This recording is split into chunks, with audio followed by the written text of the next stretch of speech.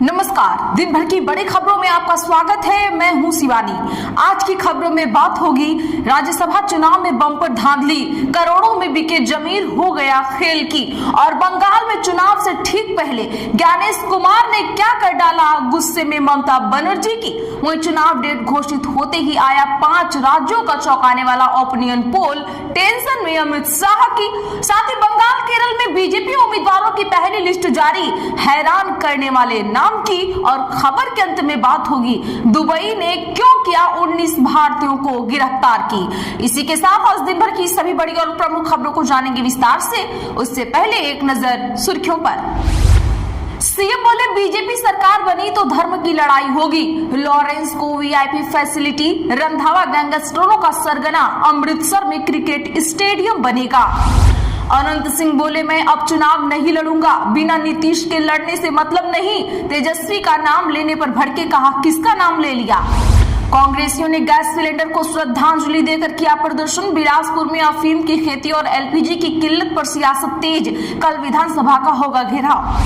DK Shiv Kumar का आरोप, कांग्रेस विधायकों को 5-5 करोड़ ऑफर हुए। राज्यसभा चुनाव में क्रॉस वोटिंग के लिए खरीदने आए 4 लोग 2 हिरासत में। कांग्रेस ने बिगाड़ा तेजस्वी और ओवैसी का खेल, 3 कांग्रेस व 1 राजद विधायक ने नहीं डाला वोट, सियासी अटकलें तेज। खैहरा के बाद बाजवा के खिलाफ भी निंदा प्रस्ताव पास, बैंड बाजे वाले बयान को लेकर पंजाब विधानसभा में पेश, कांग्रेसी विधायकों ने किया वॉकआउट। मोदी बोले अविश्वास प्रस्ताव के पीछे कुछ निजी स्वार्थ थे, बिरला को लेटर लिखा, स्पीकर ने सांसदों को लिखा, संसद में बैनर चिंता का विषय। नीतीश की जीत तय, केंद्र में बन सकते हैं मंत्री, एनडीए संयोजक बनने का भी मिला ऑफर, दिल्ली में मिलेगा 3 एकड़ का आलीशान बंगला। तमिलनाडु विधानसभा चुनाव को लेकर द्रमुक बनाम अन्ना द्रमुक जंग के बीच विजय की हुई एंट्री, स्टालिन ने बिछाई मजबूत मिसाल। वांगचुक की रिहाई के 2 दिन बाद लेह में रैली, कारगिल बंद रहा। सितंबर 2025 में बवाल प्रदर्शन में 4 लोग मरे थे। थोक महंगाई 12 महीने में सबसे ज्यादा, फरवरी में ये 2.13% पर पहुंची। खाने पीने की चीजें और रोजाना जरूरतों का सामान महंगा हुआ। भाभी के खिलाफ उम्मीदवार नहीं, बारामती उपचुनाव में सुप्रिया सुले ने सुनेत्रा पवार को दिया वॉकओवर।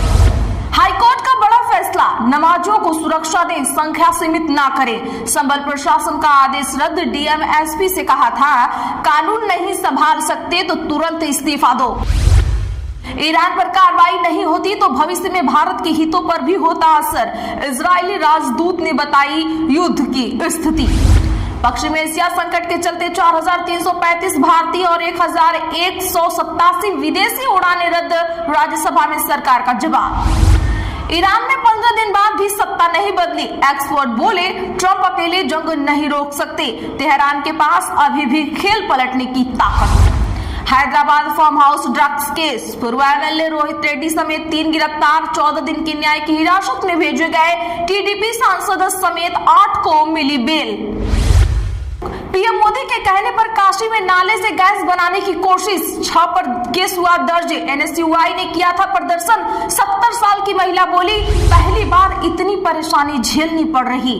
चलिए जानते हैं हम बड़ी और प्रमुख खबरों को विस्तार से। उससे पहले वीडियो को लाइक करें, साथ ही खबरों को आखिर तक जरूर देखें। राज्यसभा चुनाव को लेकर ओडिशा में बीजेपी और बीजेडी विधायक आपस में भिड़े, 3 कांग्रेसी विधायकों पर एनडीए को वोट देने का आरोप। जी हां, बता दें कि हरियाणा, बिहार और ओडिशा की 11 राज्यसभा सीटों के लिए सुबह 9 बजे से जारी वोटिंग अब पूरी हो गई है। जैसी संभावना जताई जा रही थी, इन चुनावों में वैसा ही कुछ होता दिख रहा है। तीनों राज्यों में क्रॉस वोटिंग हुई है। सबसे ज्यादा असर कांग्रेस के विधायकों पर देखा जा रहा है। बिहार में 3 कांग्रेसी और 1 आरजेडी विधायकों ने वोट नहीं डाला है, सभी के फोन भी बंद आ रहे हैं। ओडिशा में कांग्रेस के 3 विधायकों पर एनडीए को वोट देने के आरोप लगे हैं। वहीं प्रदेश अध्यक्ष भक्त चरण दास ने कहा कांग्रेस के दासरथी गोमांगो, सोफिया फिरदौस, रमेश जेना ने क्रॉस वोटिंग की है। क्रॉस वोटिंग में बीजेडी के सौभिक बिस्वाल, चक्रमणि कौर का नाम भी चर्चा में है। हरियाणा में इनेलो के दोनों विधायकों ने वोट नहीं करने का फैसला किया है। तीनों राज्यों की 11 सीटों पर कुल 14 उम्मीदवार मैदान में हैं। वोटों की गिनती कुछ ही देर में होने वाली है। राज्यसभा में एलपीजी संकट पर हंगामा, खड़गे बोले सरकार को पहले से पता था, लेकिन इंतजाम नहीं किया। बता दें कि बजट सत्र के दूसरे फेज में आज लोकसभा में पहली बार प्रश्नकाल बिना किसी हंगामे के पूरा हुआ है। इधर राज्यसभा में एलपीजी सिलेंडर के संकट को लेकर विपक्ष ने सवाल उठाए हैं। कांग्रेस अध्यक्ष मल्लिकार्जुन खड़गे ने राज्यसभा में कहा है कि पेट्रोलियम मंत्री ने लोकसभा में दावा किया है कि एलपीजी की कोई कमी नहीं है, लेकिन जमीनी हकीकत सरकारी दावों को गलत साबित कर रही है। अगर सरकार समय रहते इंतजाम कर लेती तो हालत इतनी खराब नहीं होते। इस पर भाजपा सांसद जेपी नड्डा ने खड़गे को टोका है। उन्होंने कहा कि कांग्रेस आपदा में भी राजनीति कर रही है। इसके बाद भी खड़गे ने बोलना जारी रखा। संसदीय कार्य मंत्री किरेन रिजिजू ने कहा कि कांग्रेस नेता जवाब नहीं सुनते हैं। तृणमूल कांग्रेस ने राज्यसभा से वॉकआउट किया है। पार्टी ने चुनाव आयोग के बंगाल के शीर्ष अधिकारियों को हटाने के फैसले का विरोध किया। बंगाल में चुनाव से पहले मुख्य सचिव और डीजीपी को चुनाव आयोग ने हटाया। गुस्से में लाल हुई टीएमसी। जी हां, बता दें कि तृणमूल कांग्रेस ने आज एक बार फिर चुनाव आयोग पर निशाना साधा। उन्होंने आयोग की ओर से पश्चिम बंगाल में वरिष्ठ प्रशासनिक और पुलिस अधिकारियों के तबादले को घबराहट में उठाया गया कदम बताया है। वहीं विपक्षी दल भारतीय जनता पार्टी और भारतीय कम्युनिस्ट पार्टी ने इस फेरबदल को स्वतंत्र और निष्पक्ष चुनाव की दिशा में उठाया गया कदम बताया है। दरअसल पश्चिम बंगाल के लिए चुनाव कार्यक्रम की घोषणा के बाद चुनाव आयोग ने राज्य की मुख्य सचिव नंदिनी चक्रवर्ती, गृह सचिव जगदीश प्रसाद मीना, पुलिस महानिदेशक पीयूष पांडे और कोलकाता पुलिस आयुक्त सुप्रतिम सरकार को हटा दिया। आयोग ने कहा कि हटाए गए अधिकारियों को चुनाव से जुड़ी कोई जिम्मेदारी नहीं दी जाएगी। चुनाव आयोग के अनुसार यह फैसला राज्य में चुनाव की तैयारियों की समीक्षा के बाद लिया गया है। टीएमसी के प्रवक्ता कुणाल घोष ने प्रेस कॉन्फ्रेंस को संबोधित किया और इसे पिछले दरवाजे की राजनीति बताया है। उन्होंने कहा कि इसके बावजूद भाजपा पश्चिम बंगाल की जनता और मुख्यमंत्री ममता बनर्जी के बीच रिश्ते को कमजोर करने में असफल होगी। उन्होंने कहा कि भाजपा के नेतृत्व वाली केंद्र सरकार राज्यपाल या वरिष्ठ अधिकारियों को बदल सकती है, लेकिन उसके पास पश्चिम बंगाल के मतदाताओं की सोच बदलने की ताकत नहीं है। बंगाल में बीजेपी की पहली लिस्ट जारी। 144 नाम, सुवेंदु अधिकारी को ममता की दोनों सीटें। बता दें कि भारतीय जनता पार्टी ने बंगाल विधानसभा चुनाव के लिए अपने उम्मीदवारों की पहली लिस्ट जारी कर दी है। पहली लिस्ट में 144 उम्मीदवारों के नाम हैं। सुवेंदु अधिकारी को नंदीग्राम और भवानीपुर से टिकट दिया गया है। ये दोनों सीटें बंगाल की सीएम ममता बनर्जी की हैं। सुवेंदु अधिकारी ने 2021 विधानसभा चुनाव में ममता को नंदीग्राम सीट से हराया था। नंदीग्राम में हार के बाद ममता भवानीपुर से उपचुनाव जीती थी। भवानीपुर सीट टीएमसी का मजबूत गढ़ माना जाता है। ममता 2011 से 2021 तक लगातार यहां से विधायक रही हैं। भाजपा ने डायमंड हार्बर से दीपक कुमार हलदार को टिकट दिया है। यह इलाका ममता के भतीजे अभिषेक बनर्जी के लोकसभा क्षेत्र डायमंड हार्बर में आता है। अभी यहां से टीएमसी के पन्नालाल हलदर विधायक हैं। भाजपा ने आसनसोल साउथ से अग्निमित्रा पाल और बोलपुर से दिलीप कुमार घोष को टिकट दिया है। भाजपा ने बंगाल से पहले केरल में भी उम्मीदवारों की पहली सूची जारी की है। 140 में से 47 उम्मीदवारों के नाम घोषित किए जा चुके हैं। पार्टी ने राज्य के भाजपा अध्यक्ष राजीव चंद्रशेखर को नेमोम सीट से मैदान में उतारा है। चंद्रशेखर 2024 लोकसभा चुनाव में तिरुवनंतपुरम सीट से कांग्रेस सांसद शशि थरूर से हार गए थे। जंग के बीच यूएई में 19 भारतीय गिरफ्तार, फेक न्यूज फैलाने का है आरोप। जी हां दोस्तों, बता दें कि इजराइल ईरान जंग के बीच यूएई ने 35 लोगों को गिरफ्तार करने का आदेश दिया है और इसमें 19 भारतीय शामिल हैं।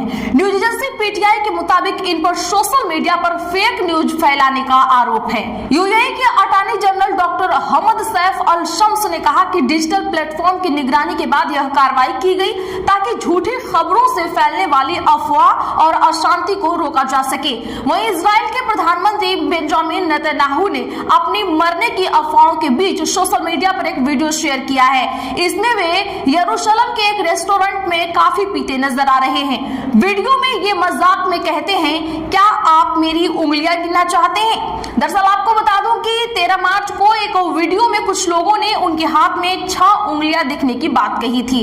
इसके बाद कई यूजर्स ने उस वीडियो को एआई और डिफेक्ट बताकर उनके मरने की अफवाह फैलाना शुरू कर दिया था। केरल के लिए भाजपा की पहली सूची में 47 नाम, राजीव चंद्रशेखर और मुरलीधरन लड़ेंगे चुनाव। जी हां, बता दें कि भारतीय जनता पार्टी ने आगामी केरल विधानसभा चुनाव के लिए 47 उम्मीदवारों की पहली सूची जारी की है। 2 पूर्व केंद्रीय मंत्रियों को भी टिकट दिया गया है। इनमें राजीव चंद्रशेखर शामिल है जो नेमोन से चुनाव लड़ेंगे। दूसरा नाम भी मुरलीधरन का है जो कझाकुट्टुम से चुनाव लड़ने वाले हैं। इसके अलावा पार्टी ने के चंद्रशेखरन को मंजेश्वर सीट से उम्मीदवार बनाया है, जबकि नव्या हरिदास को कोझिकोड उत्तर से टिकट दिया गया है। देखें आप उम्मीदवारों की सूची स्क्रीन पर आपको दिख रही होगी। ओपिनियन पोल में बंगाल में ममता सरकार, असम में हिमंता की वापसी, केरल में कांग्रेस लेफ्ट में टक्कर। जी हां, चुनाव आयोग ने असम, केरल, पुडुचेरी, तमिलनाडु और पश्चिम बंगाल में विधानसभा चुनाव का ऐलान कर दिया है। चुनाव की घोषणा के बाद सर्वे एजेंसी मैटराइज आईएनएस ने ओपिनियन पोल जारी किया है। सर्वे के मुताबिक पश्चिम बंगाल में एक बार फिर टीएमसी की सरकार बन सकती है, जबकि असम में बीजेपी की सरकार बनी रहने का अनुमान है। वहीं तमिलनाडु की 231 सीटों में से सर्वे में डीएमके प्लस को 104 से 114 सीटें मिलने का अनुमान है, जबकि एआईएडीएमके को बीजेपी गठबंधन को 114 से 127 सीटें मिल सकती हैं। वहीं केरल में भी लेफ्ट और कांग्रेस के नेतृत्व वाले यूडीएफ के बीच कड़ा मुकाबला होने की संभावना है। तो आज के लिए बस इतना ही। ऐसी ही खबरों के लिए चैनल सब्सक्राइब करें और बगल में घंटी के निशान को जरूर दबा लें। वीडियो को लाइक शेयर करना ना भूलें।